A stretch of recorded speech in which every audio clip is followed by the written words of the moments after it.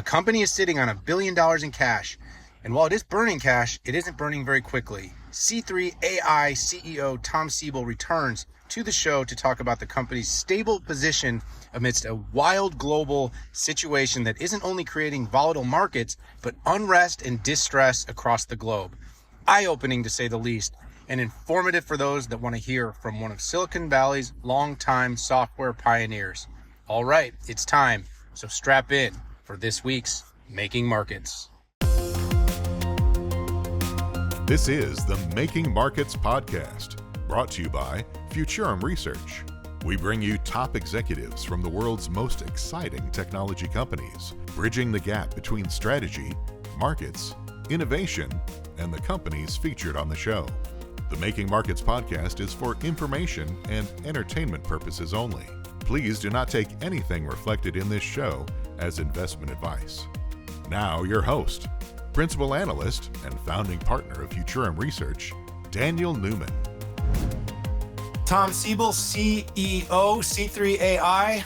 Welcome back to Making Markets. Hello, Daniel. Nice to see you.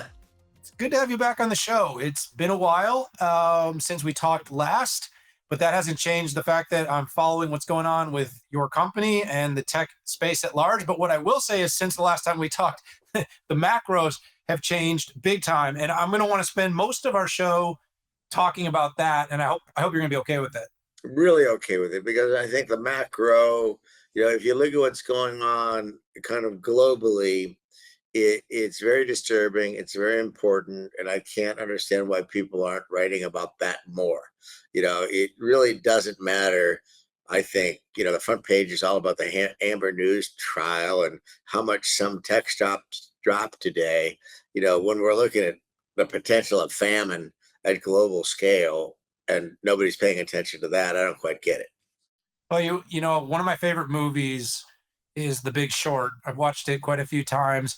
And I know it's a drama, and I know there's a lot of, creative liberty, but I still do love that whole part when he's, Ryan Gosling's character is saying, and no one's paying attention, their foot's on fire. And, he's talking all that stuff and about how the whole industry, the whole world missed the fact that we had created the atomic bomb of products with the credit default swaps. And yet somehow, the smartest leaders in the world had no clue it was happening. So the fact that you bring up things like famine, the fact that you bring up things that are so much larger than, whatever's happening in Hollywood, it gives me hope that maybe somebody is paying attention, Tom. Well, I will agree with you. I think that was a very, very well-produced movie. It was a great book, and it was a great movie. They're really very different. The director took a lot of creative license with the movie. I don't know who the director was, but he did a remarkable job. But, let's look at what's going on at global scale. This is like, the four horsemen of the apocalypse. We have, pestilence, famine, war, death. There's a whole picture, right? Okay. You got COVID. We have these problems with, potential famine this year in some parts of the world is really quite staggering. Where 30% of the world's wheat is off the market. Tradable wheat is off the market from Ukraine and Russia. As a result of fertilizer prices from Russia, 10% of the world's rice production will be down 10% this year. That's 26 million metric tons. That's enough rice to feed 500 million people. So fast math, there's somewhere between 500 million and 1.5 billion people who don't eat this year. Come on, let's get a grip on this. 500 million to 1.5 billion people don't eat. This is all North Africa, okay, Egypt, Tunisia, okay, and Asia. And you don't feed 1.5 billion people. They start to get pretty cranky. They start overthrowing governments, and you have revolutions, and things go bad. You'd say this was biblical in scale, but when they all wrote the Old Testament, there was only 100 million people on the planet, right? We have war in Central Europe, which is from what I understand, and I think my information is pretty good, likely to drag on for some time. Okay, this is not a siege of Kiev that's going to go on for 48 hours. Okay, think months. Right now, the allied nations are funding Ukraine, and Ukraine has a defense budget greater than Russia's. Russia's defense budget is $60 billion a year. Ukraine's defense budget is greater than that. So this goes on. This goes on for a while. We have, I think, the prospects of recession in Europe approach 100%. I think the prospect of recession in the United States approaches 100%. We have inflation that people are talking about inflation at 8%. I mean, I don't get it. Rent's up 30%, protein's up 22%, energy prices are up 60% year over year. What else do people do with their money? Other than, food, okay, energy and rent. Okay, so add those three numbers together and get 8.5%. Only the United States government could do that. We have inflation, and we have a very, very substantial correction in equity markets. That's probably about 7 years overdue. And that's going to mostly what people focus on. I think it's by far the least important thing. These recessions, we saw a recession in the tech market in 1989. That was a pretty good one. The dot-com bubble, blew up about 2000. That was a pretty good correction. We had 9/11. I mean, you can remember 2000, 2001, 2002, 3,000 software companies went out of business. NASDAQ went, I think, from 5,000 to 1,200, as I recall. And the thousands of software companies went out of business. And here on Highway 101 in Silicon Valley, that you know very well, okay, all the buildings were transparent. And so then we had 2008, which was a zinger associated with subprime. Now, in each of those times, we had market excesses where things were crazy. Everybody knew it was crazy. Everybody knew it couldn't last, and then it blew up, and everything got cleaned out. It kind of returned to normalcy.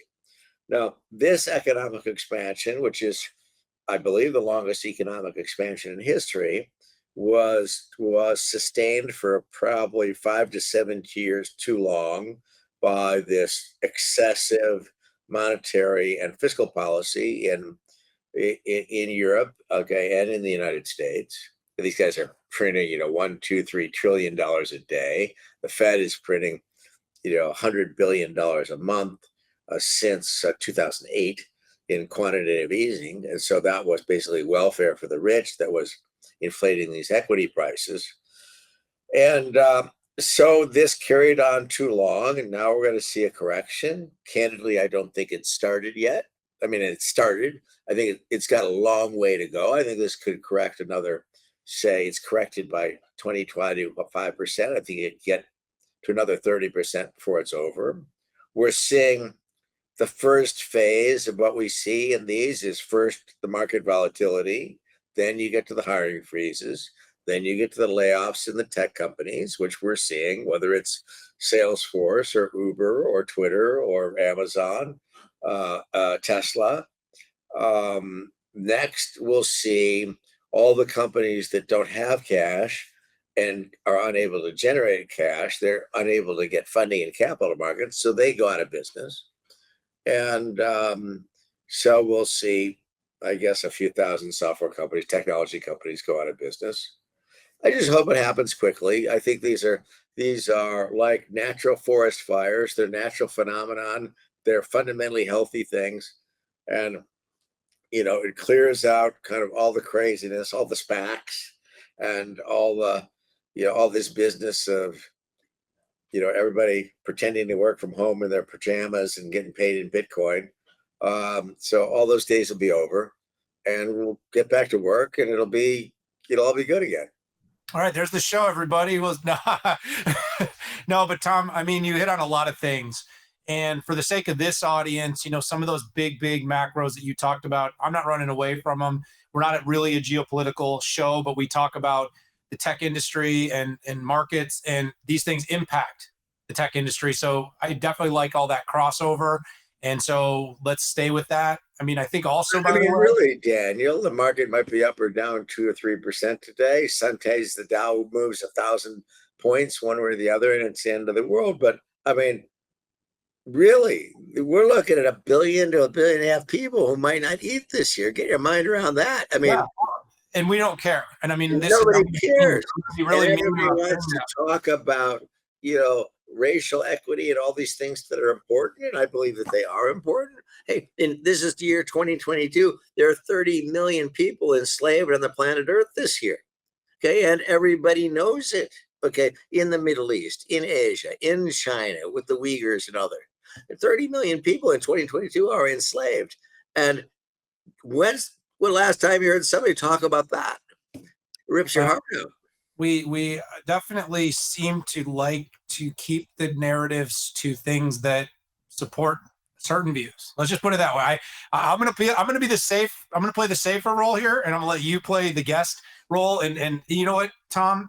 I actually love that you're bringing honesty to the discussion. Yesterday I was at an Amazon event in Las Vegas called Remars, and it's machine learning.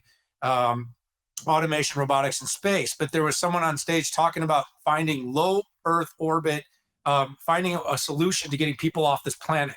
Because effectively, no one's willing to have the conversation that we don't know when we're going to hit capacity in terms of resources. We like to talk about climate change and all this stuff, but no one's really talking about the practical event of, okay, when we get to 8 billion, is it 10 billion people that can live on this planet before we basically going to chew up more resources than we can create? Where are we going to live? And maybe going to space is a little big idea, and maybe that's not the right, but an extinction event, though, is a topic that no one wants to talk about, that this could actually happen. But, we like to talk about it when it's a kind of a soft feel thing, right? Like carbon footprint, but we don't like to necessarily talk about it when it's like, well, what is this really all adding up to? So to your point, you're bringing out the big bang here. The big bang is that there's real big problems out there that are bigger than the problems we tend to spend a lot of our time focused on. And for instance, the volatility of the market from one day to the next, for most people that even have time to care about the market, it's probably not enough that's going to change whether they eat, whether they can put gas in their cars, whether they can put clothes on their backs, whether they can pay for a roof over their head. It's like whether or not they can take some exotic vacation or fuel their jet. I mean, that's the type of stuff that really doesn't matter, but inflation matters, because inflation is killing all the people who don't own equities. Okay, let's talk about that real quick. We don't have the luxury of owning Facebook stock, okay, or Amazon stock, or whatever it might be. Okay, yeah. And so here we have all the people, working people who work in restaurants and hardware stores and construction sites, and these guys are being slaughtered. I mean, rents are up 30% year over year. Fuel's up, God knows what percent. It's like $7 a gallon in California. You see it $5, $6, $7. Better here in Texas. Texas, you guys probably give it away. By the way, if people don't think that oil is political, I was reading something somewhere that gas still right now today in Kuwait is like 20 cents a gallon. Really? So, yeah, it's not the same everywhere. There's a lot of politics and tax in gas, but we don't also spend a whole lot of time really informing people how that works.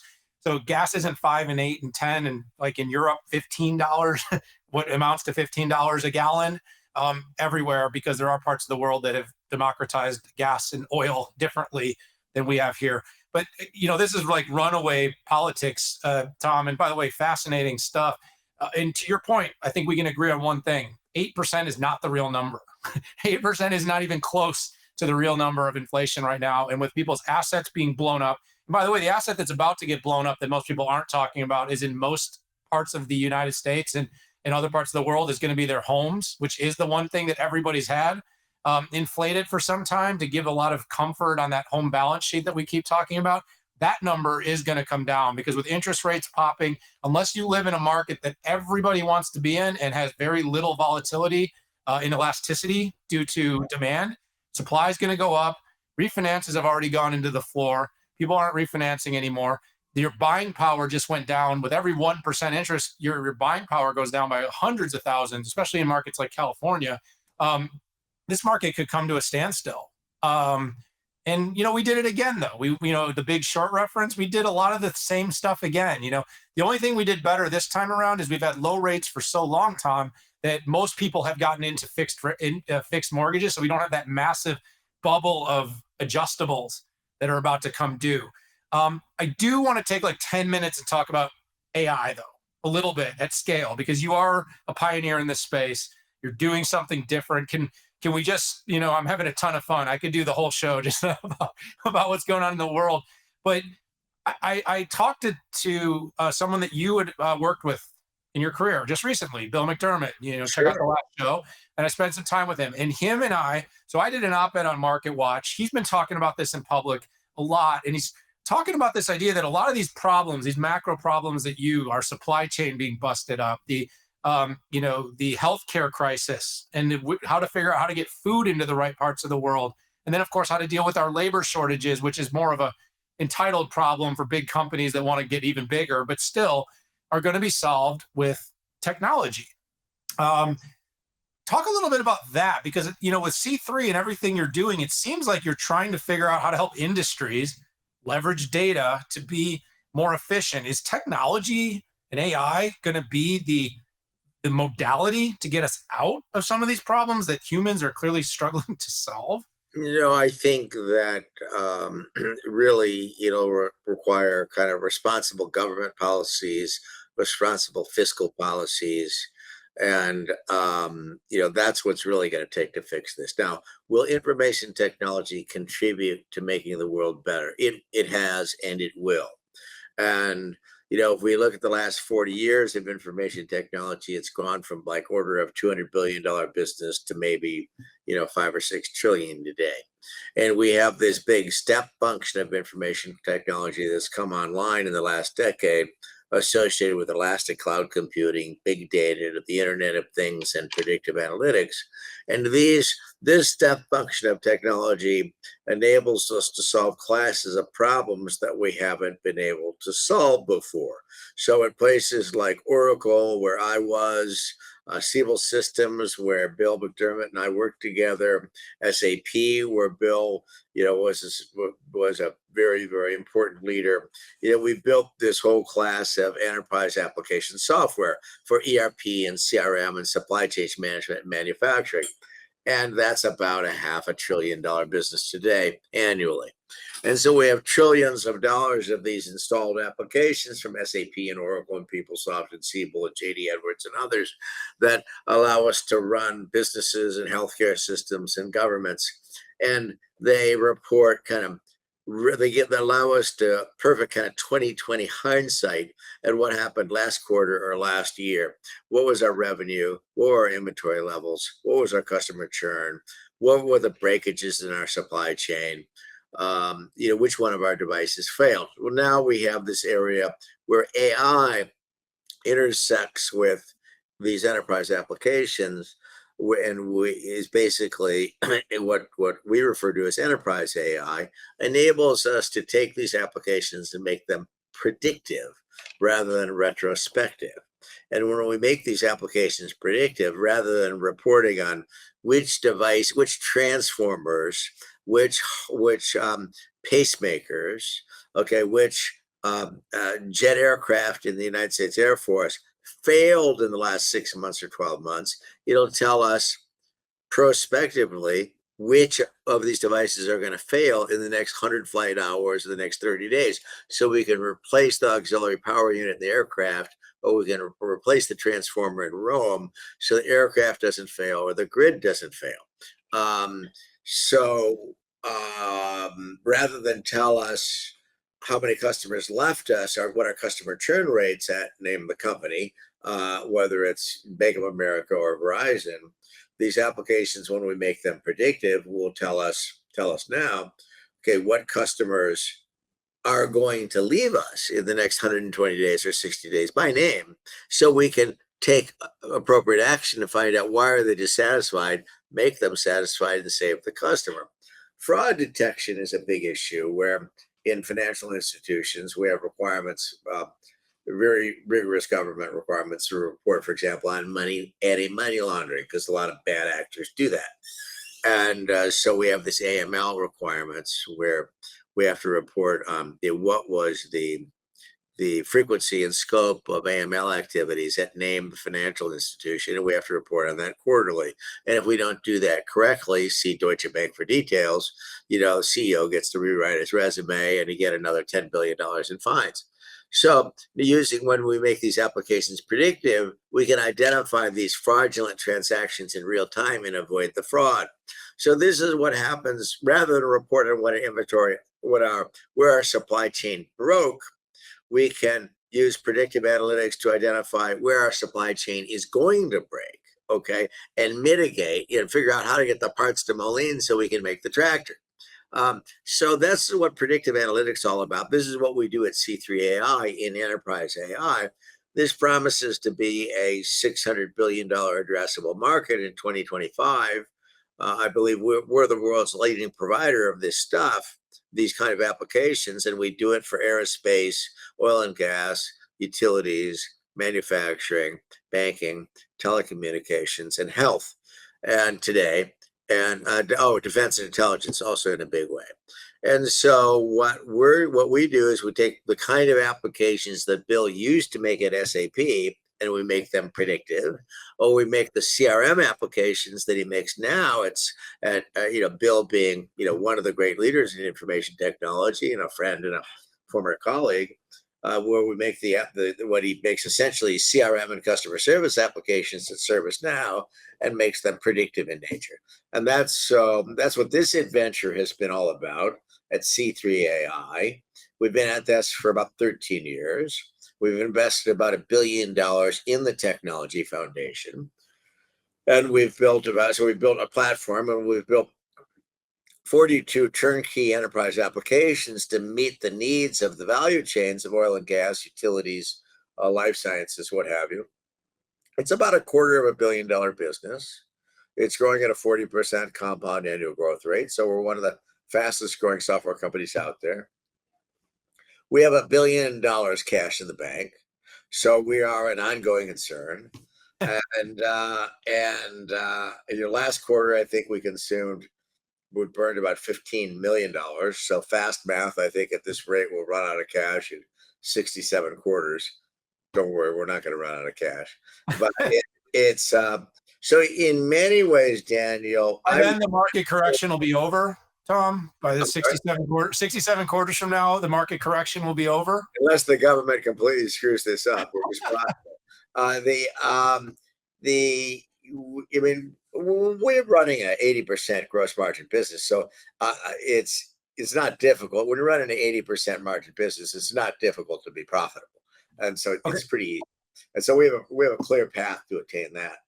And so the game that we're playing, like we played in the early days of Oracle when I was there, and like we played at a company called Siebel Systems that you recall that I started, and we created this market that the world knows of today as CRM, is to establish and maintain a market leadership position in this space. Now, I've spent my entire career basically preparing for the next economic downturn. So in December of 2020, we raised about $1 billion cash in the public markets. And we have about $1 billion cash in the market today, plus or minus 50 million. And, so we are very, very well positioned to continue to grow, to continue to innovate, to continue to prosper in this space. So we have, I think, 825 people in the world today. We're hiring in Paris, Rome, London, Singapore, Sydney, New York, Atlanta, Chicago, and here in Silicon Valley. We have a very unusual culture because we're all back at work. So in this building with me today are 430 people. If you look at our parking lot, it's the only parking lot that's full in Silicon Valley. And our offices are full today in all of those cities I mentioned. We're back at work, working on very important mission critical applications for our customers. So I want to pause you because there's a lot there to unpack, and you kind of answered like 3 or 4 of my other questions, which is great. Kind of a monologue, but you hit a lot of points. One is clearly your remote work theory is no. In most ways, like I said, maybe an odds and ends person and that you just think is unbelievably talented and not in a market.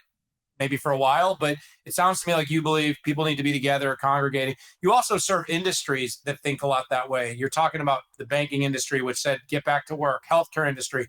There's no way you can do that remotely. The oil and gas, those people are out on rigs and drilling and doing their work. They're in the offices in Houston or in the Middle East. So you're kind of saying we're going to live by the same standards that we want the clients and the customers that we're building technology for to live by. And I think this, by the way, will come back, Tom. I, for instance, run a mostly remote company of analysts.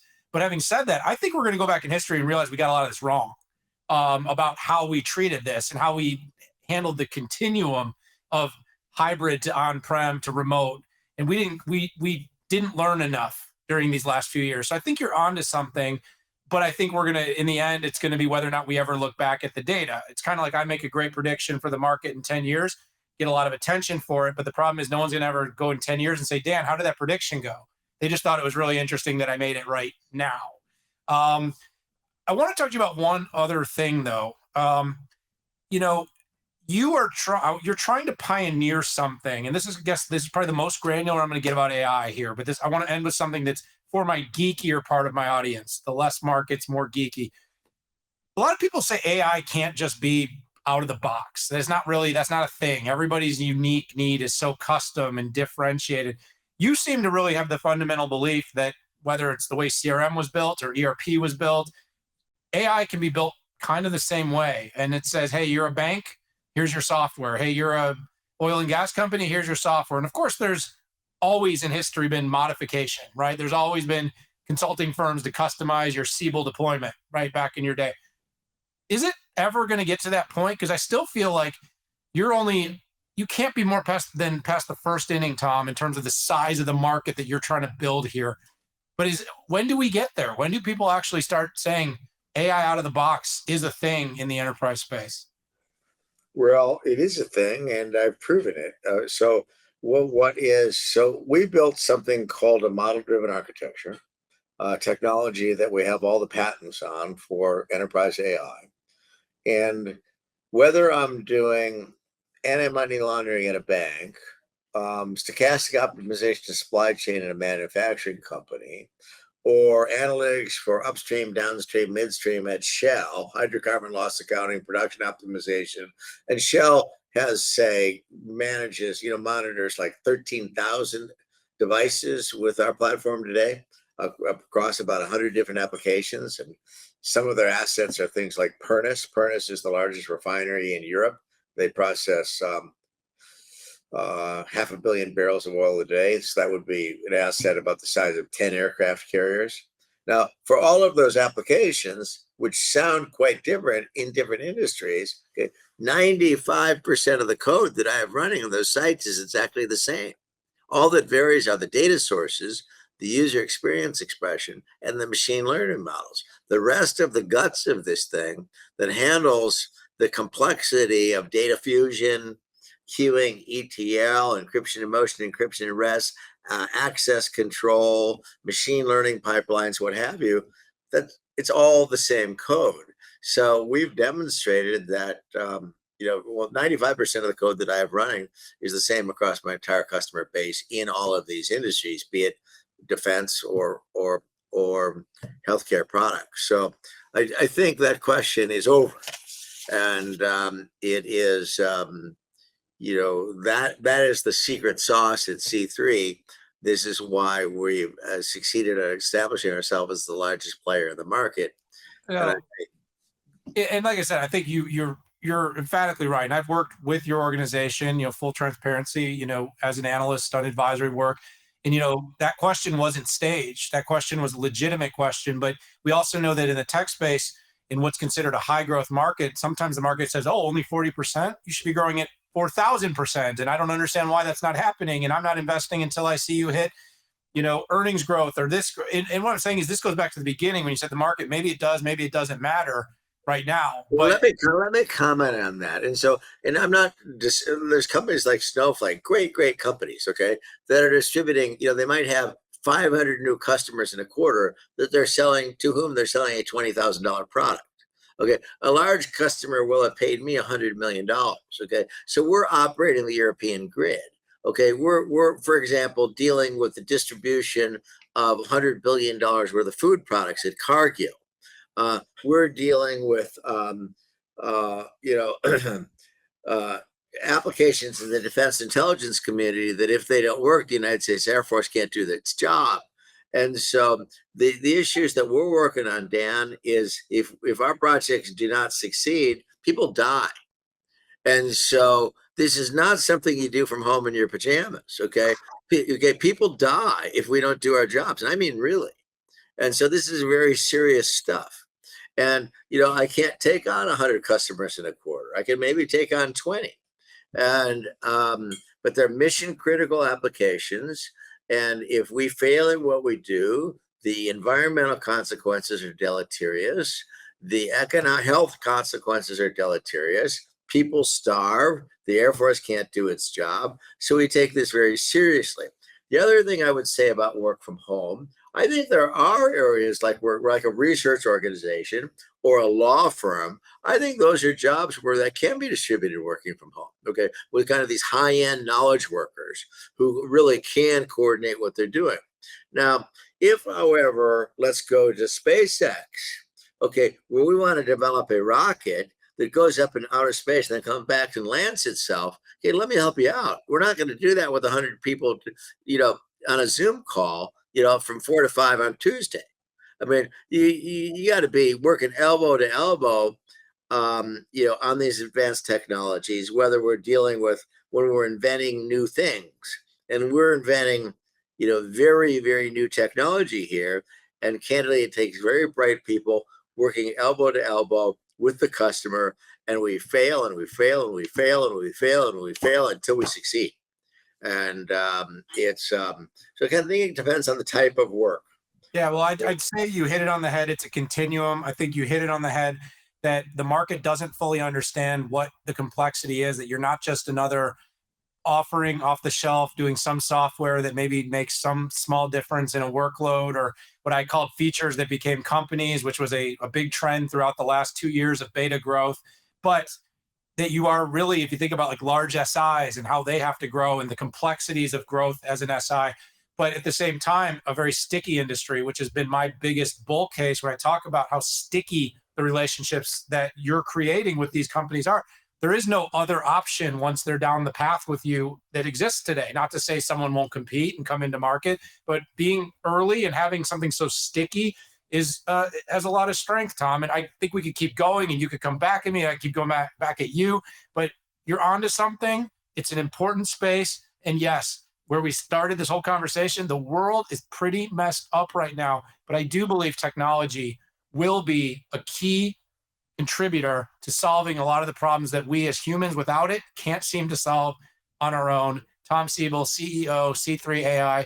This was a lot of fun, very interesting as always. And of course, all the best luck to you, your company, and all the different things you're doing outside of the organization these days. Thank you, Dan. Great to see you. And I wish you all the best of luck in Austin. Thank you, sir. Talk to you soon. Thank you for tuning in to Making Markets. Enjoy what you heard? Please subscribe to get every episode on your favorite podcast platform. You can also watch us on the web at futurumresearch.com/makingmarkets. Until next time, this is Making Markets, your essential show for market news, analysis, and commentary on today's most innovative tech companies.